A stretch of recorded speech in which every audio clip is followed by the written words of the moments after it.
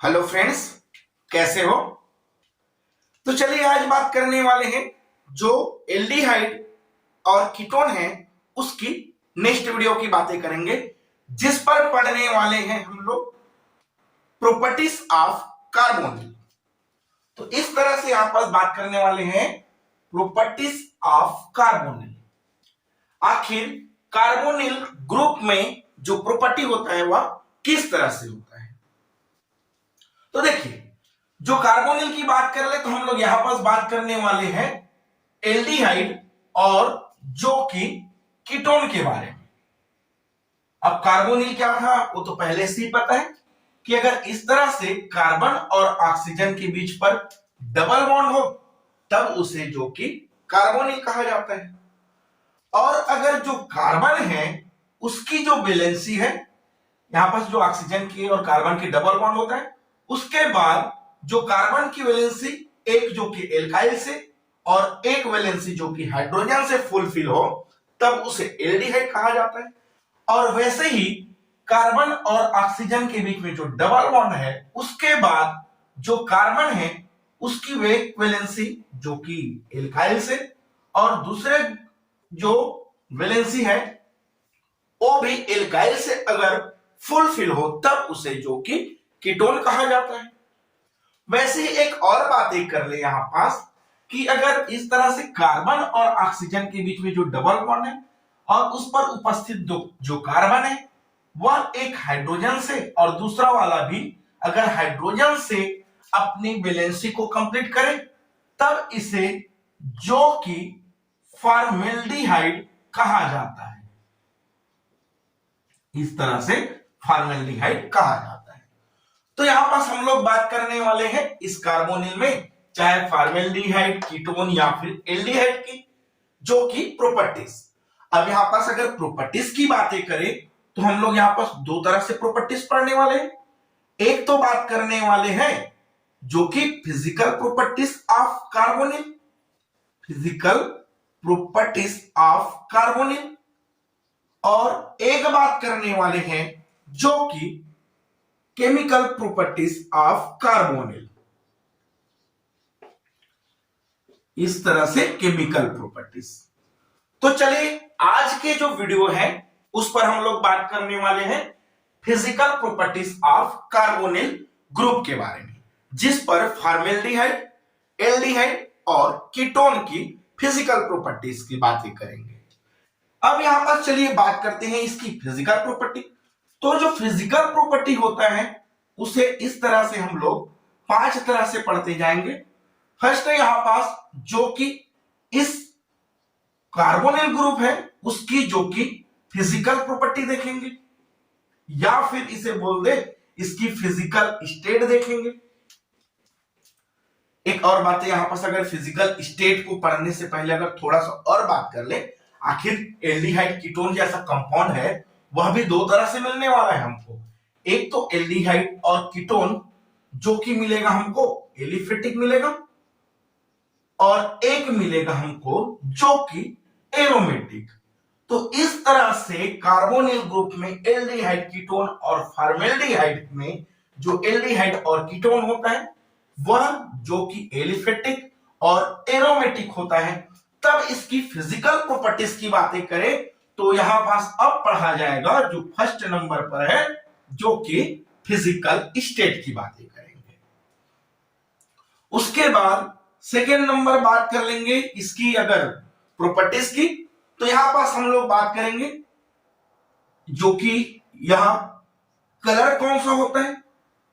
अगर जनरली बात कर ले जो एल्डिहाइड, कीटोन या फॉर्मेल्डिहाइड होता है वह जनरली जो कि कलरलेस होता है, तो इसे ज्यादा पढ़ने की जरूरत नहीं है हमको। थर्ड नंबर बात कर लेंगे यहां पास इसकी ऑर्डर या फिर इसकी जो कि गंध होता है वह किस तरह से होता है। आखिर फॉर्मेल्डिहाइड, एल्डिहाइड और कीटोन होता है उसकी गंध को पढ़ेंगे। फिर मोस्ट इंपॉर्टेंट पॉइंट 5वां नंबर पर पढ़ने वाले हैं जो कि मेल्टिंग पॉइंट और उसकी बॉइलिंग पॉइंट और मेल्टिंग पॉइंट और बॉइलिंग पॉइंट, जो कि पॉइंट ऑफ एग्जाम के बेस पर, जो कि बड़ा ही इंपॉर्टेंट टॉपिक हो जाता है। और फिफ्थ नंबर पर बातें करेंगे इस तरह से, जो एलिफेटिक और एरोमेटिक एल्डिहाइड और कीटोन होता है उसकी सॉल्युबिलिटी के बारे में।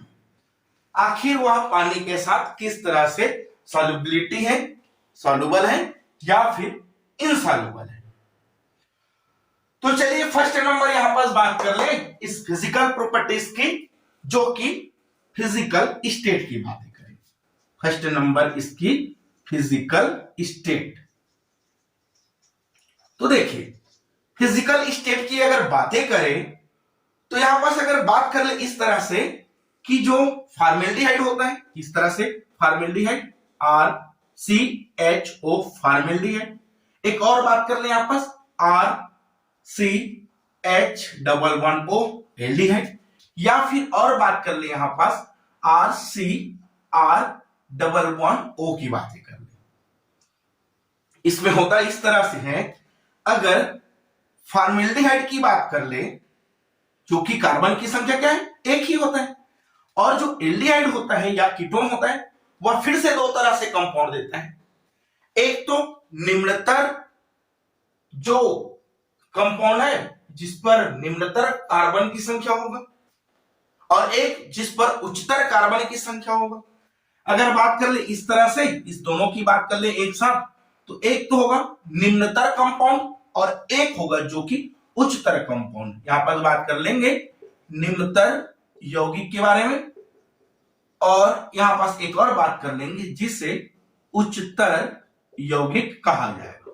अब देखिए निम्नतर और उच्चतर में क्या होगा कि अगर इस तरह से 10 कार्बन तक का अगर कंपाउंड हो उसे निम्नतर कह देंगे, और अगर 10 कार्बन से अधिक हो कार्बन की संख्या तब उसे उच्चतर यौगिक कहेंगे।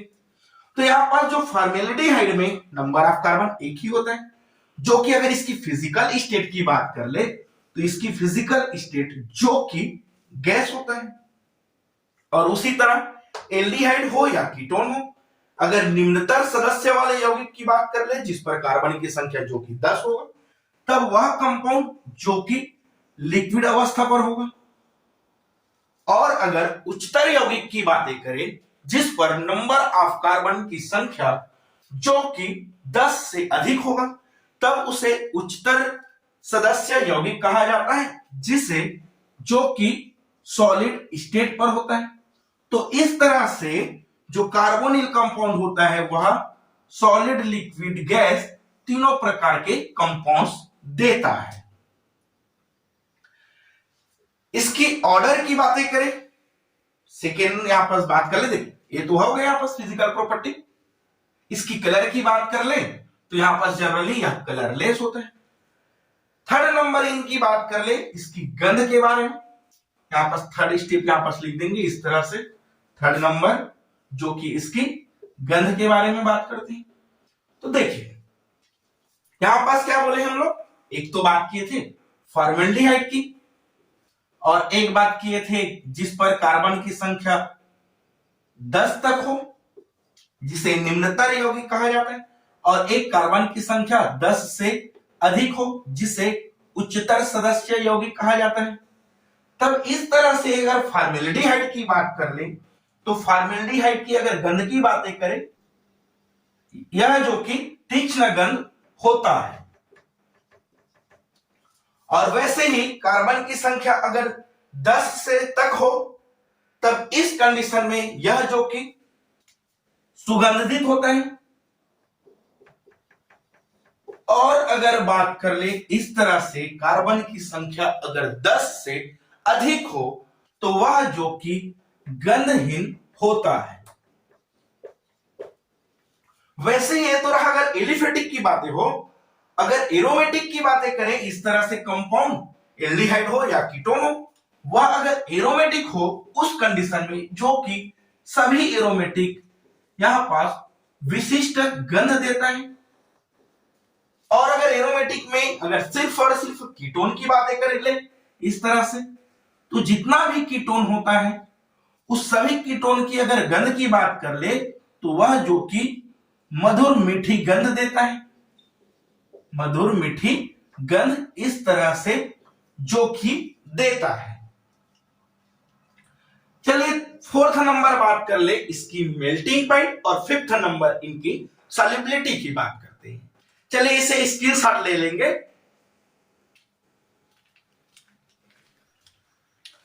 चलिए फोर्थ नंबर बात करते हैं यहां पास जो कि इसकी मेल्टिंग पॉइंट और बॉइलिंग पॉइंट के बारे में। मेल्टिंग पॉइंट और बॉइलिंग पॉइंट को देखें तो देखिए होता इस तरह से है कि जो भी एल्डिहाइड और कीटोन पाया जाता है, अगर उस एल्डिहाइड और कीटोन में मॉलिक्यूलर वेट बढ़ते जाएगा, इस तरह से मॉलिक्यूलर वेट अगर बढ़ते जाएगा तब मॉलिक्यूलर वेट बढ़ने से इसकी मेल्टिंग पॉइंट और जो बॉइलिंग पॉइंट है वह भी बढ़ते जाता है। एग्जाम्पल की बात कर ले इस तरह से कि अगर CH3 CH2 CH2 CHO की बात कर ले एल्डिहाइड, या फिर बात कर ले CH3 CH2 और CHO इस तरह से एल्डिहाइड। अगर इस एल्डिहाइड की बात कर ले तो इस एल्डिहाइड पर क्या है, कार्बन की संख्या 4 है, इस पर जो कार्बन की संख्या जो कि 3 है।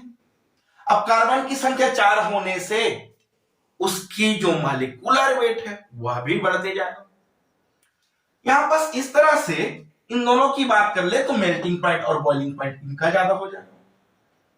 देखिए होता इस तरह से है कि अगर इनकी और पॉइंट की बात कर ले, यहां पर एक और पॉइंट लिख दे तो इसे इस तरह से लिखे जा सकते हैं पॉइंट को कि अगर इस तरह से जो कंपाउंड होता है, सेकेंड नंबर बात कर ले, कार्बन की संख्या अगर बढ़ते जाएगा, कार्बन की संख्या इंक्रीज होगा अगर एल्डिहाइड और कीटोन में, उस कंडीशन में उसकी जो मेल्टिंग पॉइंट और उसकी जो बॉइलिंग पॉइंट है वह भी इंक्रीज होते जाएगा। और जो कार्बोनिल ग्रुप की बात कर ले, इस तरह से कार्बोनिल ग्रुप की बातें कर ले तो जो कार्बोनिल ग्रुप होता है जिस पर हम लोग बात करने वाले हैं एल्डिहाइड और कीटोन की बात कर रहे हैं, तो जो एल्डिहाइड और कीटोन होता है कार्बोनिल ग्रुप में, उनकी जो मेल्टिंग पॉइंट और बॉइलिंग पॉइंट होता है वह जो कि एल्कोहल और जो एल्केन होता है उसके मध्यम होता है। इस तरह से क्या कह रहे हैं कि एल्कोहल की अगर बात कर ले, चाहे कार्बोनिल ग्रुप की बातें कर रहे हैं, चाहे बात कर रहे हैं यहां पास जो कि एल्केन ग्रुप की, तो हो इस तरह से रहा है। अगर एल्कोहल की बात कर ले यहां पास एक यहां पास हाइड्रोजन, ऑक्सीजन और एल्कोहल है। फिर से एल्कोहल की बात कर ले, यहां पास हाइड्रोजन, ऑक्सीजन और R ग्रुप है। इस तरह से एल्कोहल है। और हमें पता है इस एल्कोहल पर जो कि हाइड्रोजन बॉन्ड बन रहा है और यह एक तरह से स्ट्रॉन्ग हाइड्रोजन बॉन्ड होता है। स्ट्रॉन्ग हाइड्रोजन बॉन्ड होता है, इसी वजह से जो एल्कोहल होता है उसकी मेल्टिंग पॉइंट और बॉइलिंग पॉइंट बहुत ही अधिक होता है। चलिए अगर बात कर लेते हैं इस तरह से जो एल्केन है, एग्जाम्पल CH3 जिसे इस तरह से भी लिखा जा सकता है CHH single bond carbon, hydrogen hydrogen और इस तरह से हाइड्रोजन। अब इन पर देखें तो इस कार्बन और हाइड्रोजन या फिर कार्बन और कार्बन के बीच में बॉन्ड बना है। तो देखिए इस तरह से कार्बन और हाइड्रोजन के बीच में बॉन्ड बना हुआ है, या फिर चाहे तो इस हाइड्रोजन के बीच में अगर बॉन्ड बनता है तो वह बॉन्ड एक तरह से जो कि विक वांडर वाल फोर्स बना रहे हैं, विक वांडर वाल फोर्स बना रहे हैं। और विक वांडर वाल फोर्स बनने से, जो कि एक तरह से विक बॉन्ड है, जिसके वजह से एल्कीन की जो मेल्टिंग पॉइंट और बॉइलिंग पॉइंट है वह बहुत ही कम होता है। अब रही बात इस कार्बोनिल की, अगर कार्बोनिल की बात कर ले तो इस तरह से, अगर यहां पास कार्बोनिल इस तरह से ऑक्सीजन और कार्बन के बीच में डबल बॉन्ड है, चाहे कीटोन हो या फिर इस तरह से एल्डिहाइड हो, तब हो इस तरह से रहा है कि इस कार्बन और ऑक्सीजन के बीच में, जो कि इस ऑक्सीजन पर आंशिक ऋण आवेश लग जाता है और इस कार्बन पर जो कि आंशिक धन आवेश लग जाता है, तब कार्बन पर आंशिक धन आवेश और ऑक्सीजन पर आंशिक ऋण आवेश लगने की वजह से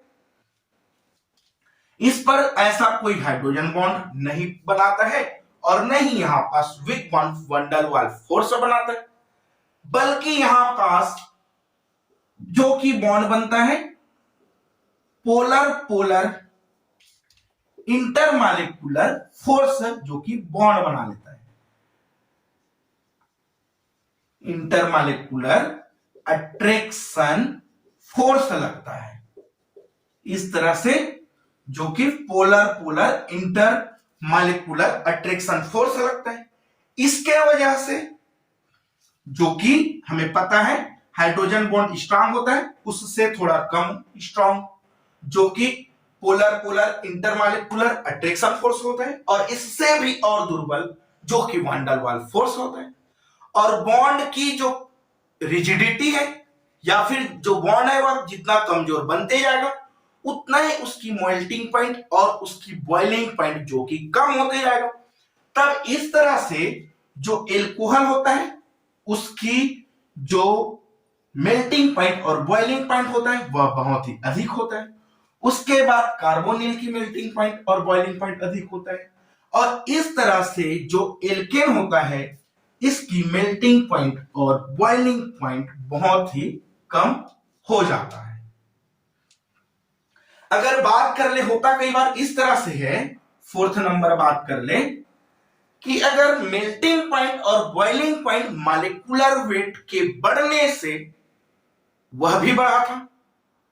अगर मॉलिक्यूलर वेट वाला जो फंक्शनल ग्रुप चाहे एल्डिहाइड हो या एल्कोहल हो, चाहे कीटोन हो या फिर एल्केन हो, तब उस कंडीशन में बात कर ले तब भी यहां पास एल्कोहल वाला का जो मेल्टिंग पॉइंट और बॉइलिंग पॉइंट सेम होगा।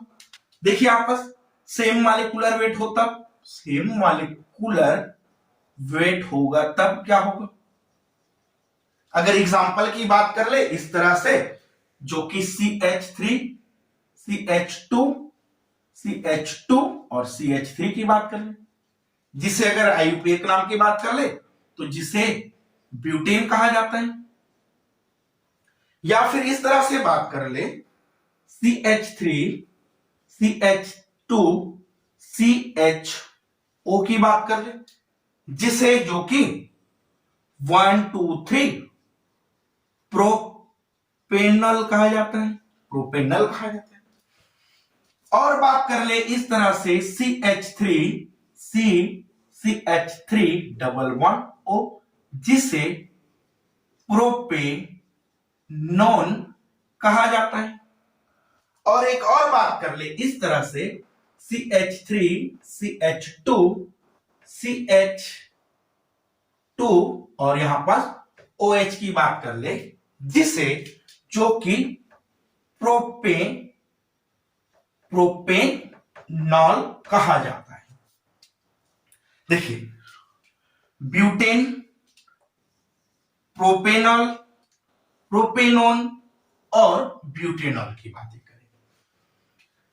अगर इसकी मॉलिक्यूलर वेट की बात कर ले तो इस पर जो कि कार्बन पर 12 होते हैं और कार्बन 4 है, 1 2 3 4, और एक कार्बन की मॉलिक्यूलर वेट जो कि 12 होता है। और उसके बाद यहाँ पास 3 3 6 2 8 2 10 हाइड्रोजन है। तो इस तरह से इसकी मॉलिक्यूलर वेट जो कि 58 रहता है। प्रोपेनॉल की बात करें, यहाँ पास प्रोपेनॉल की बात करें तो इसका भी जो मॉलिक्यूलर वेट है वह भी 58 ही है। प्रोपेनॉल की बात कर ले तो इनका भी मॉलिक्यूलर वेट 58 है। देखिए इस तरह से काउंट करना है आपको। हाइड्रोकार्बन की होता है जो कि 12 और 3 कार्बन है तो 12 कम 12 12 24 12 3 36। ऑक्सीजन का होता है 16 और यहाँ पास 3 3 6 हाइड्रोजन है। तो अगर काउंट करें 6 कम 6 6 2 12 6 3 18 8 हासिला 1 5 इस तरह से 58 रह जाते हैं। तो इसकी मॉलिक्यूलर वेट जो कि 58 है। यहाँ पास प्रोपेनॉल है उनकी मॉलिक्यूलर वेट जो कि 60 होता है। अगर इनको option number first, second, third और फोर्थ नंबर लिख दे इस तरह से, तब इस पर मॉलिक्यूलर वेट जो कि एल्कोहल की अधिक है प्रोपेनॉल, तब वहां पास फोर्थ नंबर की मॉलिक्यूलर वेट सबसे ज्यादा हो जाएगा। और मॉलिक्यूलर वेट ज्यादा है उस कंडीशन में उसकी मेल्टिंग पॉइंट और बॉइलिंग पॉइंट भी जो कि अधिक हो जाता है। और उसके बाद बात कर ले यह ब्यूटेन जो कि एल्केन है और हमें पता है एल्केन की जो मॉलिक्यूलर वेट होता है वह सबसे कम होता है। इस तरह से वह सबसे कम हो गए। अब बात कर ले प्रोपेनॉन और प्रोपेनॉल, यह जो कि एल्डिहाइड है और यह कीटोन है। अब एल्डिहाइड और कीटोन देखिए हो क्या रहा है, इस तरह से अगर बात कर ले तो यह जो कि कीटोन है और RCH डबल बॉन्ड O ये जो कि एल्डिहाइड है। अब एल्डिहाइड और कीटोन में बात कर ले तो इनकी जो पोलैरिटी है वह अधिक है और जब पोलैरिटी अधिक होगा उस कंडीशन में उसकी मेल्टिंग पॉइंट और बॉइलिंग पॉइंट भी अधिक होता है। देखिए पोलैरिटी क्यों अधिक है, यहाँ पास डबल एल्काइल ग्रुप लगा हुआ है इसीलिए उनकी पोलैरिटी अधिक है। तब यहाँ पास जो कि थर्ड नंबर की जो मेल्टिंग पॉइंट बॉइलिंग पॉइंट है वह एल्कोहल से थोड़ा कम हो जाएगा। उसके बाद ऑप्शन नंबर सेकंड इस तरह से रह जाएगा।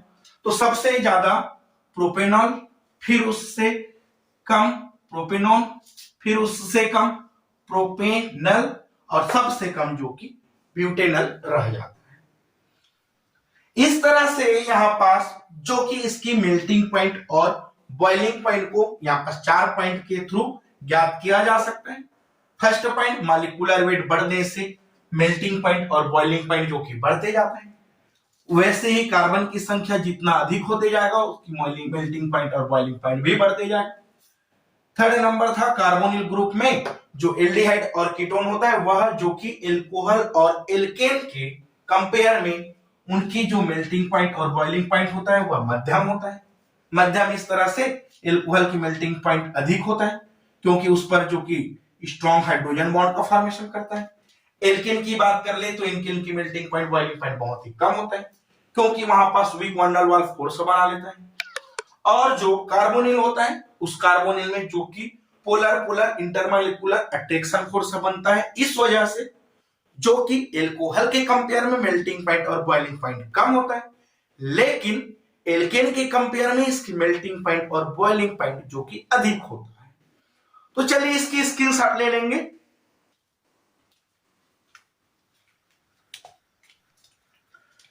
चलिए फिफ्थ नंबर पर बात करिए इसकी जो कि सॉल्युबिलिटी।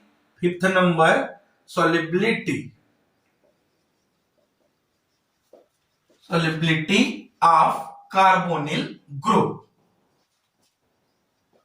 तो देखिए कार्बोनिल ग्रुप पर हम लोग 3 ग्रुप की बातें कर रहे हैं। एक तो बात कर रहे हैं फॉर्मेल्डिहाइड और एक बात कर रहे हैं एल्डिहाइड और एक बात कर रहे हैं जो कि कीटोन की।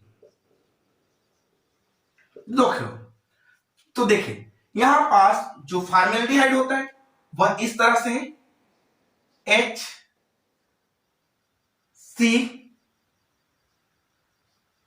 Double bond oxygen. एल्डिहाइड की बातें करें तो एल्डिहाइड इस तरह से RCH डबल बॉन्ड ऑक्सीजन।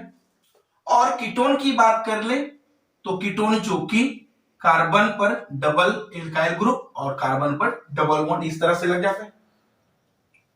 अगर यहां पास कार्बन और ऑक्सीजन की बात कर ले, चाहे एल्डिहाइड की हो, चाहे फॉर्मेल्डिहाइड की हो, चाहे कीटोन की हो, अगर इस तरह से अगर बात कर ले, इस तरह से जो एसिटाल्डिहाइड है और यहां पास अगर CH3 करके अगर बात कर ले यहां पास एसीटोन की, तब हो क्या है देखिए, यह जो ऑक्सीजन और कार्बन है उस पर जो कि आंशिक ऋण आवेश और आंशिक धन आवेश आ जाता है, वैसे ही इस कार्बन पर आंशिक धन आवेश और ऑक्सीजन पर आंशिक ऋण आवेश, सेम इस कार्बन पर भी आंशिक धन आवेश और ऑक्सीजन पर भी आंशिक ऋण आवेश आ जाता है, क्योंकि यहां पास कार्बन और ऑक्सीजन में जो कि पोलैरिटी होता है, और जब पोलैरिटी होता है उस कंडीशन पर इस पर आंशिक ऋण आवेश और आंशिक धन आवेश आ जाते हैं, जिसे पार्शियल नेगेटिव और पार्शियल पॉजिटिव चार्ज कहा जाता है।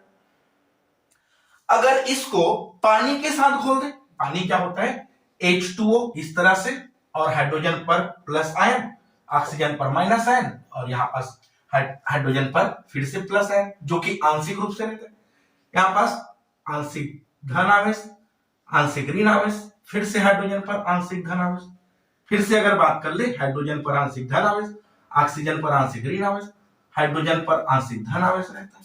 अब हमें पता है यह भी जो कि पोलर है और यह भी पोलर है, तो हम तो एक कॉन्सेप्ट पढ़े थे ना, पोलर लाइक पोलर, जैसे को तैसा। अगर कोई कंपाउंड पोलर है तो वह जो कि पोलर के साथ जो कि घुलेगा। तो यहां पास बात कर ले इस ऑक्सीजन और हाइड्रोजन के बीच पर, चाहे इस ऑक्सीजन और हाइड्रोजन की बातें करें, यहां पास ऑक्सीजन और हाइड्रोजन की बात करें, यहां पास सभी में जो कि हाइड्रोजन बॉन्ड का फॉर्मेशन करते हैं, और भाई जहां पास हाइड्रोजन बॉन्ड फॉर्मेशन करता है वह हमें पहले से भी पता है कि जहां हाइड्रोजन बॉन्ड बनता है वह जो कि वाटर इनसॉल्युबल होता है।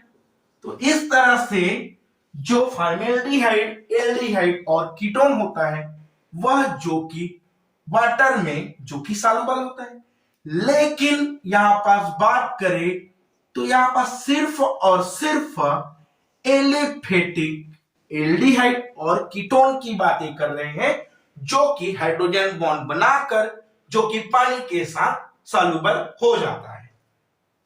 लेकिन अगर एरोमेटिक कंपाउंड्स की बातें करें, इस तरह से एरोमेटिक जैसे कि बेंजील्डिहाइड की बात कर ले, तो देखिए होगा क्या, चाहे एरोमेटिक बेंजील्डिहाइड हो या एरोमेटिक कीटोन हो, चाहे एरोमेटिक एल्डिहाइड हो, एरोमेटिक होने से वह जो कि पानी में नहीं घुलता है, क्योंकि यहां पास जो बेंजीन रिंग के आ जाने से, बेंजीन रिंग के आने से जो कि पानी में जो घुलना होता है वह इनसॉल्युबल हो जाता है। और अगर बात कर ले चाहे एरोमेटिक हो चाहे एलिफेटिक हो, अगर इन कंपाउंड की बात कर ले तो यह दोनों कंपाउंड जो कि ऑर्गेनिक सॉल्वेंट पर जो कि सॉल्युबल होता है। अब ऑर्गेनिक सॉल्वेंट की बात कर ले तो इस तरह से ईथर है या फिर एल्कोहल है, और इस तरह से एल्कोहल और ईथर के साथ में चाहे एरोमेटिक हो चाहे एलिफेटिक हो वह जो कि सॉल्युबल होता है। लेकिन एलिफेटिक फॉर्मेल्डिहाइड, एल्डिहाइड और जो कि कीटोन होता है वह पानी में घुलता है, क्योंकि उसके बीच में हाइड्रोजन बॉन्ड बनता है। लेकिन एरोमेटिक एल्डिहाइड हो या कीटोन हो जो कि पानी में इनसॉल्युबल होता है, क्योंकि उस पर बेंजीन रिंग आ जाता है। तो इस तरह से आज हमने यहां पास फिजिकल प्रॉपर्टीज ऑफ कार्बोनिल और कार्बोनिल में फॉर्मेल्डिहाइड, एल्डिहाइड और कीटोन की बातें की, जिस पर जो कि हमने इसकी state, colour, order, melting point, boiling point और इनकी सॉल्युबिलिटी की बातें की। तो चलिए मिलते हैं नेक्स्ट वीडियो के साथ, और आपको अगर हमारी वीडियो पसंद आया हो तो हमारी वीडियो को लाइक करें, कमेंट करें और सब्सक्राइब जरूर करें। Thank you.